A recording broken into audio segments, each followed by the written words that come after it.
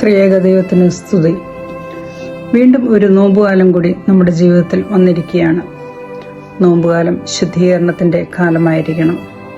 സാത്താന്റെ മുമ്പിലുള്ള തോൽക്കാത്ത ആയുധമാണ് നോമ്പ്. മോശയും ഏലിയാവും നമ്മുടെ കർത്താവും 40 ദിനം നോമ്പ് നോറ്റു.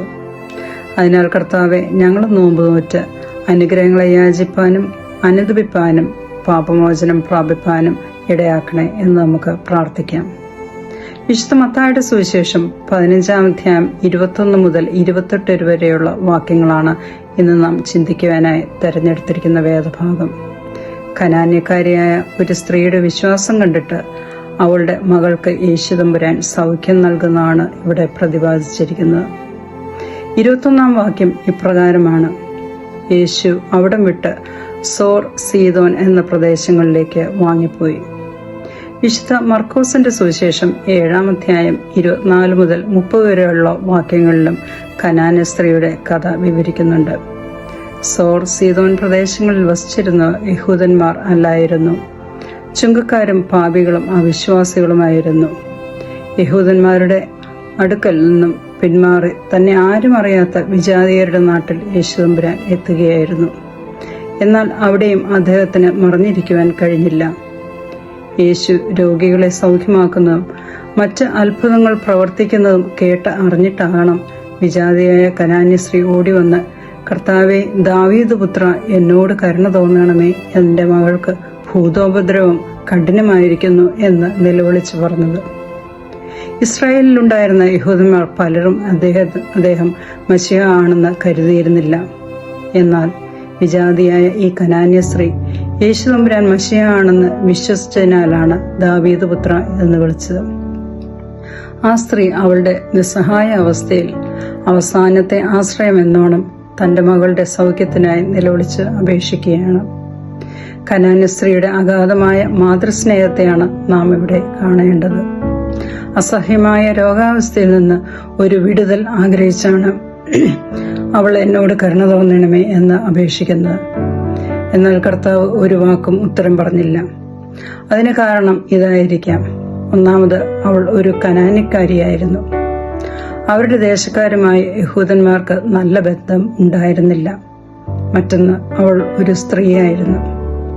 അക്കാലത്തെ അവരുടെ സംസ്കാരമനുസരിച്ച് റാബിമാർ സ്ത്രീകളെ അംഗീകരിച്ചിരുന്നില്ല.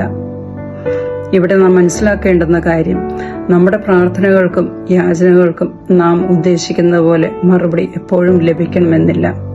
എന്നാൽ ആ സ്ത്രീ അവളുടെ വിശ്വാസം കൈവിട്ടില്ല. അവൾ കർത്താവെ, കരുണ തോന്നണമേ എന്ന് നിലവിളിച്ച് അവനെ നമസ്കരിച്ചു. അപ്പോൾ അവന്റെ ശിഷ്യന്മാർ അവന്റെ അടുക്കൽ വന്ന്, അവൾ നമ്മുടെ പിന്നാലെ നിലവിളിച്ചു കൊണ്ടുവരുന്നു, അവളെ പറഞ്ഞയക്കണമേ എന്ന് അപേക്ഷിച്ചു. അതിന് മറുപടിയായി അവൻ പറഞ്ഞത്, ഇസ്രായേൽ ഗൃഹത്തിലെ കാണാതെ പോയ ആടുകളുടെ അടുക്കലേക്കല്ലാതെ എന്നെ അയച്ചിട്ടില്ല എന്നാണ്.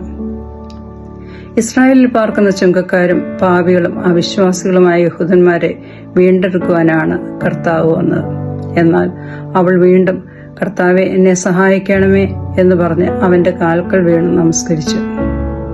യേശു തമ്പുരാൻ അപ്പോൾ പറഞ്ഞത്, മക്കളുടെ അപ്പം എടുത്ത് നായ്ക്കുട്ടികൾക്ക് ഇട്ടുകൊടുക്കുന്നത് നന്നല്ല എന്നാണ്. അവളുടെ ആദ്യത്തെ നിലവിളിക്ക് നിശബ്ദതയായിരുന്നുവെങ്കിൽ രണ്ടാമത്തേതിന് യേശു ശക്തമായി പ്രതികരിക്കുകയായിരുന്നു. അവൾ ഒരു കനാന്യ സ്ത്രീ ആയതുകൊണ്ടും യേശു തമ്പുരാന്റെ ശുശ്രൂഷകൾ പ്രാഥമികമായി യഹൂദജനത്തിനു വേണ്ടി ആയിരുന്നതുകൊണ്ടും മാത്രമല്ല അവൻ നിശബ്ദനായിരുന്നത്.